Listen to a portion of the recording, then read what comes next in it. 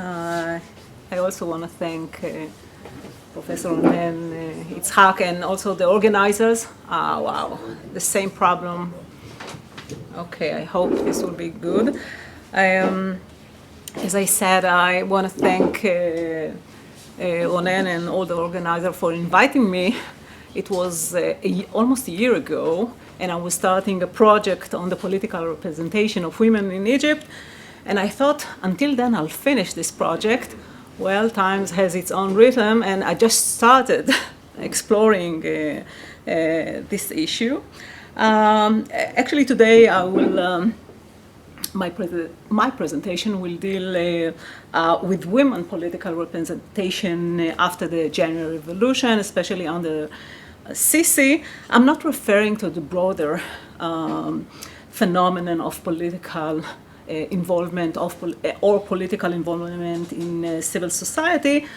I'm referring to a specific development in women political representation in Egypt, only their representation in formal state bodies and the implication of this development in this field.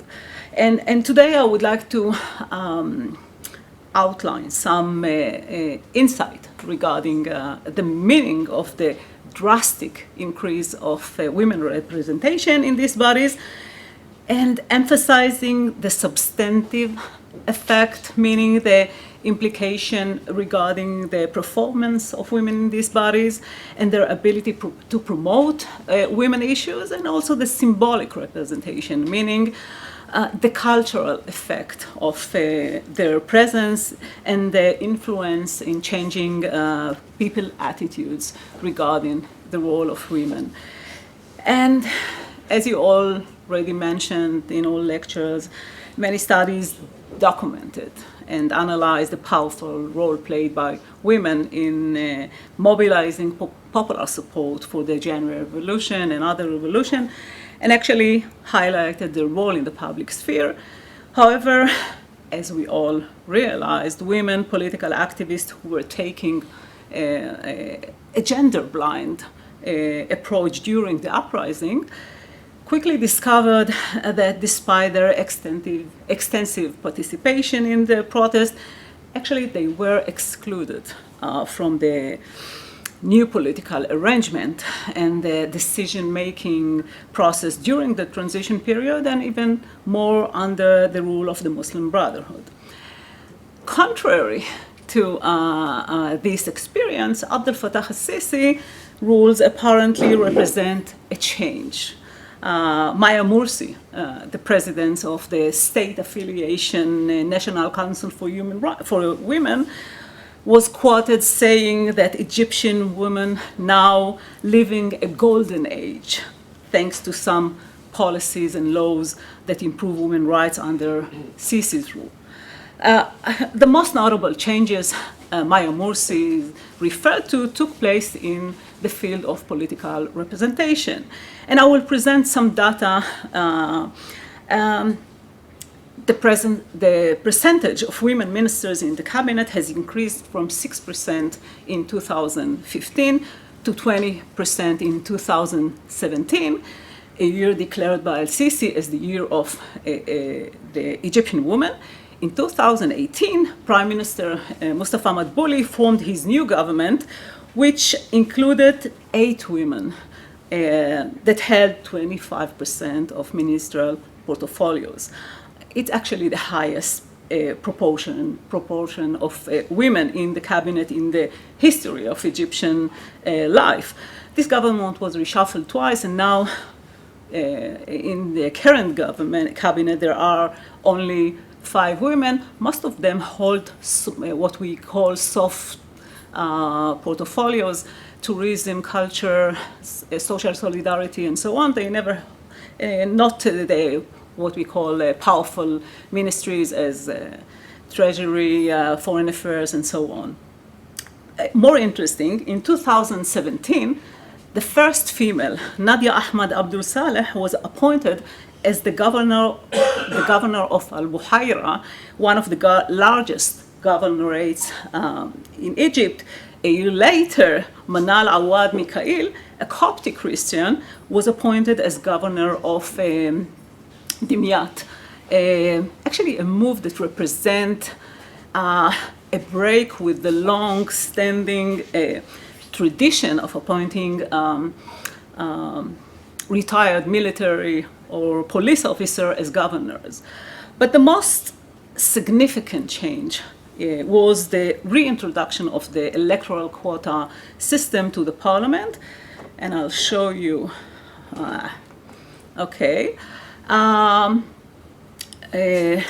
The electoral quota system to the parliament. The 2014 constitution included an article which actually tasked the government with ensuring a proper level of political representation for women.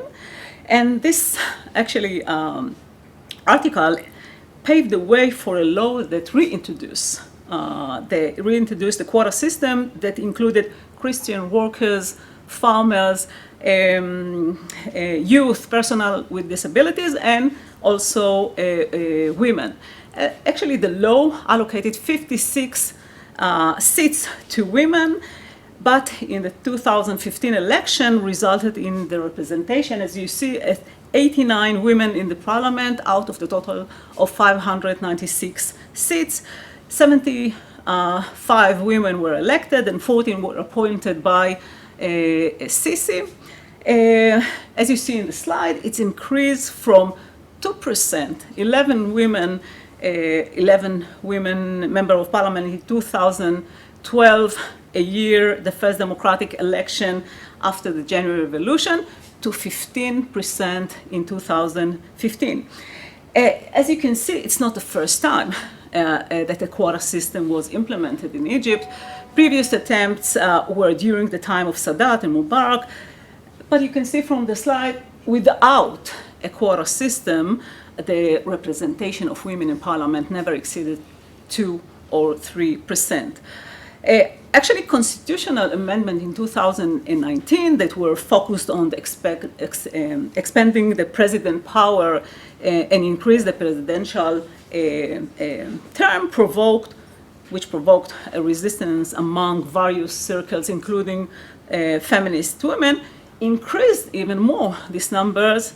And as you see from the slide, in 2020 election, women won 148 out of the total of 596 seats. With 14 women appointed by the Sisi, they ensured 163 women legislators, actually the highest in the history of Egypt parliamentary life. Actually, the actual representation of women in the current parliament reached 27%. Just to compare, according to the Inter-Parliamentary Union monthly ranking for women's representation in Arab National Parliament, Egypt ranks 4th among Arab states after the United Arab Emirates and Iraq, where a quota system is also being implemented. Israel is just for the comparison. The same changes of quota can be traced regarding women representation in local councils. Historically, female representation in local council has been very low. The new constitution actually reserved, also in this case, 25% to all local, for women in all local councils in Egypt. If we are talking about implication of quota system for women around the world, it has proven important, very important vehicle. It's not only because it's perceived as a fast track to bypass the structural normative barrier that prevent women from gaining entry to politics and promote their participation in decision making. It's the importance of quota is also because it has been proven that it has produced impact beyond the political sphere. The increased representation of women has contributed to changing public attitude, legitimize women presence in politics and challenge traditional stereotypes regarding women roles. Although the long-term effect of al-Sisi's policies need to be studied and explored, there is a reason to question their impact. And I don't want to diminish all those achievements for women, but I have to say that all those changes represent a very selective implementation of feminist ideals and women's rights, which identified totally with al-Sisi. Unlike previous regimes, such as Sadat and Mubarak, who placed their wife, Jihan Sadat and then Sudan Mubarak, at the forefront of the state-sponsored feminism, al-Sisi's wife is not identified personally with this reform. Unlike Susan Mubarak, she was not appointed as the head of the National Council for Women. Al-Sisi himself identified as the male savior of Egyptian women. And the close connection between al-Sisi's and women's rights links women's agenda to regime and the president himself. I think, in fact, this is where the limitation of these reforms lie. The elected women, either in parliament or in government, speak with one voice. Most of the women are from forces that support the regime and do not challenge the agenda of the regime, the agenda that the regime promotes in issues, even in issues related to women's rights. And in this respect, there is no significant difference from Mubarak's time, when the gender electoral quota was adopted from above in response to local or international pressure, or as a mechanism to distinguish the regime from the Islamists. The quota was, and is still, a mechanism that served patronage and clientelist politics, and actually they were extended to women to empower political forces that were supportive of the regime. Before the January Revolution, women legislators in the Egyptian parliament were very limited in serving women's rights. Most of the 64 women elected by quota under Mubarak was affiliated with the ruling National Democratic Party and did not challenge power hierarchies and did not address the biases that disadvantaged women who are not affiliated with the ruling elite. In fact, I think the increase of the representation of women in parliament under Sisi actually reproduces this pattern. In a research I examined with my colleague Chen Friedberg, the way in which female members of parliament are represented in the Egyptian media, it shows that alongside a very positive representation of female members of parliament in the coverage of women, this cover lacks any expression of positions that are contrary to the regime feminist narrative. Moreover, the coverage lacks an in-depth reference to the problem and challenge women face in the election process and in performing the text inside the parliament or outside the parliament. Actually, the nature of the news coverage promote the image of women as a sector that accepts al-Sisi regime without a condition, especially as an alternative to the conservative or the Islamist approaches to women's rights. However, we must not be mistaken. The revival of state-sponsored feminism under Sisi does not receive the support of all women rights organizations and activists, especially those that historically distance themselves from the institutional and the political legacies of state feminism. Electoral quotas were and still are highly debated issue for the Egyptian feminist movement. Women organizations in Egypt do not reject the quota system as a positive or as a affirmative action. However, some of them object the quota as an isolated policy. Some of them, as Nazra, Organization for Feminist Studies, stress that quota cannot be implemented alone, but in parallel with the treatment of the factors that affect it, among other the institutions that actually hold it as the political parties that preserve the existing power relations and have become actually the gatekeepers of anyone, of any women aspire to be politically active. And based on past experience, some women activists see the quota as a vehicle of the ruling elite to gain more seats in parliament and to enhance their control. Actually, they realize that under this setting, only a few elected women members of parliament act as strong defender of women's rights.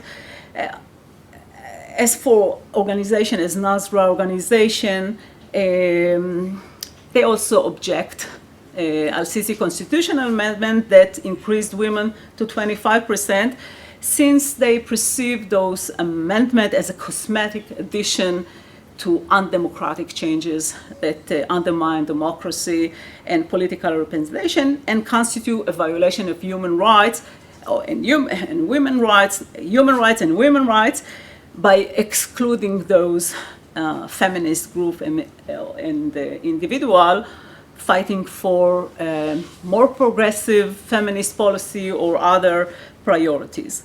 And actually the concerns of this organization were realized under Sisi's repressive policies towards civil society. Actually, the state targeted those women organizations. They were subject to asset freezes, to interrogation, and even closure. The most prominent example included Muzan Hassan, it's the head of Nazra, but Aza Suleiman, the director of Center of Egyptian Women Legal Assistant, and Aida Saif el-Dawla, the co-founder of the Nadim Center, and actually all her family was targeted. Actually, what I'm saying that increasing the political representation of women in the government and parliaments involves actually silencing the voices that express a different priorities, a different agenda of women's rights. Moreover, the increased presence of women in parliament and government does not necessarily lead to a change in legislation offensive to human rights. And the most prominent example is the personal status law, actually the regime which promote the presence of women in parliaments, attempt to pass a new personal status law that does not address the fundamental problem of the current law. It's but preserve the discriminatory provisions that deny women guardianship on her body, her life, and her children. I would like to conclude, actually, the significant change in the representation of women under Sisi conducted actually under the same logic that characterized previous regime. In Egypt and in the Arab world in general, the state promote political representation of women who serve the stability of the regime, and in return, women give up an independent voice in shaping their rights. Such bargain may hinder actually the symbolic effect of their increased representation in political body. meaning the impact of their increased representation on attitude, on changing attitude regarding the political role of women in society, and on the ability, the ability of women to act as independent actors. Thank you.